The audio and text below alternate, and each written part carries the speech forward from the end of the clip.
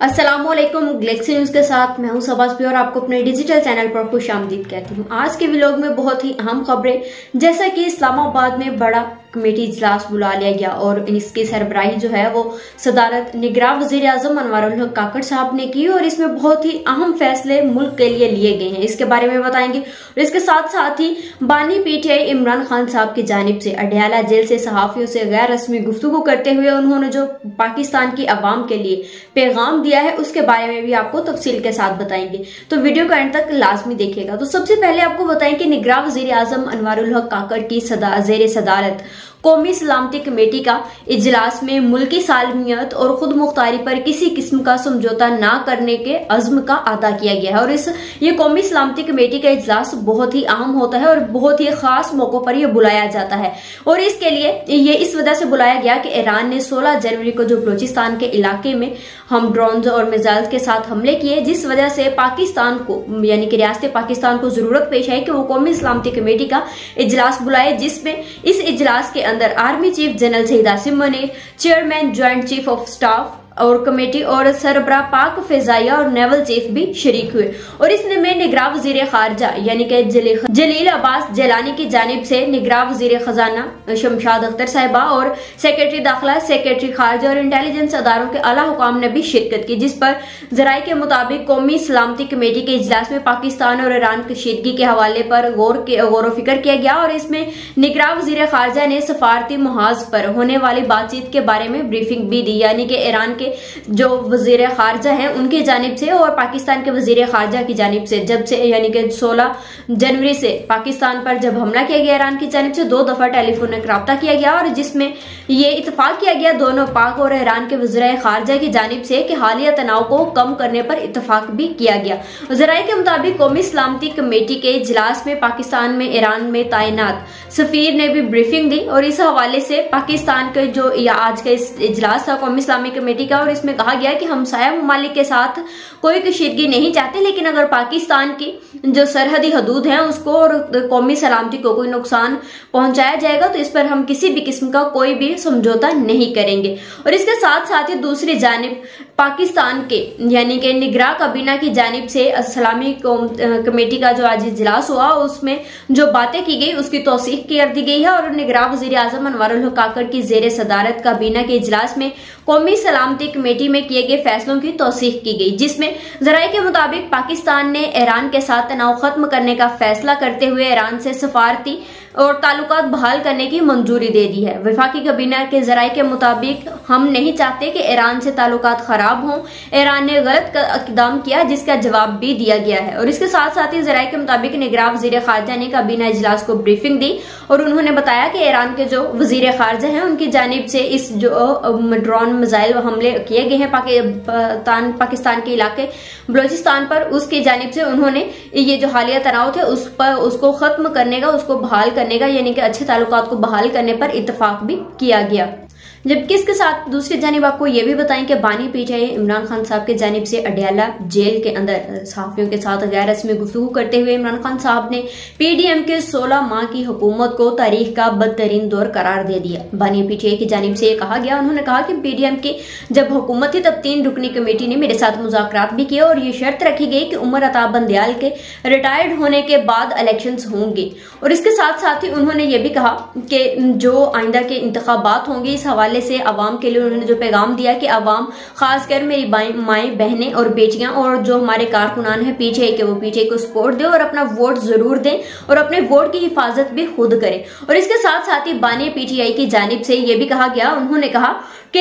अगर जानिब से हमले की मजम्मत यानी कि ईरान की जानिब से जो हमला किया गया है उसकी मजम्मत करता हूं, पाकिस्तान के पड़ोसी मुमालिक खासकर ईरान से अच्छे ताल्लुकात होने चाहिए। बानी पीटीआई ने कहा कि पाकिस्तान ईरान खराब ताल्लुकात से इसराइल और दुश्मन भी खुश होंगे और इसके साथ ही 5 अगस्त ना होता तो भारत से दोस्ती और मुज़ाकरात की पूरी कोशिश करता और की भी। और इसके साथ साथ ही दूसरी जानिब बानी पीटीआई की जानिब से यह भी कहा गया कि इस टाइम में पाकिस्तान की मईशत इस काबिल नहीं कि पड़ोसी मुमालिक आपस में लड़ाई करे। सिंगापुर में इंसाफ है, स्टेबिलिटी है, जिसकी वजह से सरमायाकारी में भी उनके पैदावार में और आमदन में भी इजाफा हो रहा है। और इसके साथ साथ ही इमरान खान साहब की जानिब से यह भी कहा गया कि मेरे साथ किसी ने मुज़ाकरात नहीं कर रहा, कोई भी नहीं कर रहा और करना किससे चाह रहे हैं बानी पीटीआई मुज़ाकरात यानी कि पीपल्स पार्टी और नून लीग के साथ तो वो बैठने को तैयार नहीं है और वो उन्हें सियासतदान भी नहीं समझते हैं। तो जिनके साथ वो मुज़ाकरात करने के लिए वो पैगाम दे रहे हैं कि मैं मुज़ाकरात करने के लिए तैयार हूं, उन्होंने कहा कि मेरे साथ अब तक किसी ने भी कोई मुज़ाकरात नहीं किए और मैं तो जब से कैद हूं, जब से जेल में हूं, मैं तब से ही कह रहा हूं कि मुझे मुज़ाकरात के लिए मैं तैयार हूं। मैं एक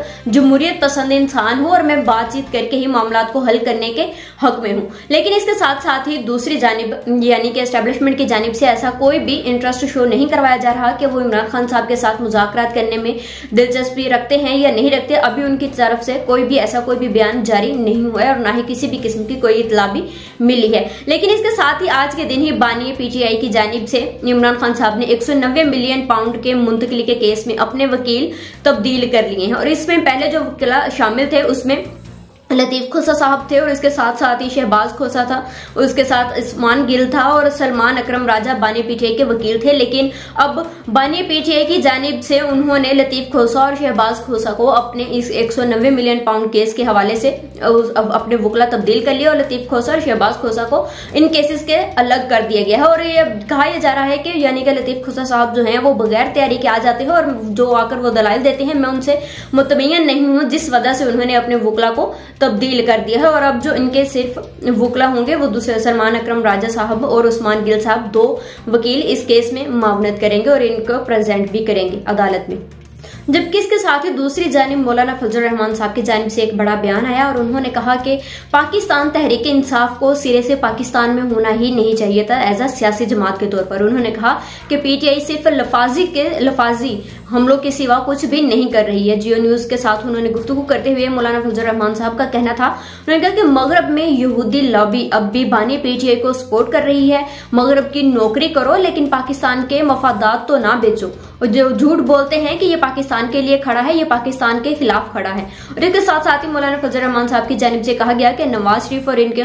खानदान के साथ भी मुजालिम किए गए और इन्होंने कहा कि ईरान और पाकिस्तान पड़ोसी मुमालिक हैं, अब भी वक्त है कि हम कोई हतमी या मनफी जो इकदाम है वो ना करें। लेकिन इसके साथ साथ ही दूसरी जानिब यहाँ पर मौलाना फजल रहमान साहब ने पीटीआई को पाकिस्तान में होना ही नहीं चाहिए ये बयान दिया है। और इसके साथ ही अब्दुल अलीम साहब के खान की जानिब से यानी कि आईपीपी के जो सरबराह हैं उनकी जानिब से ये बयान सामने आया कि बल्ले का निशान छीन लेना पीटीआई के से ठीक नहीं है, यानी कि पीटीआई के गलत है, पीटीआई के साथ गलत किया गया है। लेकिन इसके साथ साथ ही दूसरी जानिब बिलावल भुट्टो की भी एक NA 127 से लाहौर से इलेक्शंस लड़ रहे हैं, लेकिन चौधरी सरवर साहब हैं तो काफ लिख के, लेकिन वो इसमें यानी कि NA 127 से पीपल्स पार्टी के बिलावल भुट्टो को सपोर्ट कर रहे हैं। और उन्होंने पीटीआई को ये एक मशवरा दिया, उन्होंने कहा कि आप अपने सबसे जो बड़ा हरीफ है यानी कि मुखालिफ है नून लीग, उसको हराने के लिए आपको चाहिए कि आप बिलावल भुट्टो को NA 127 से सपोर्ट करें और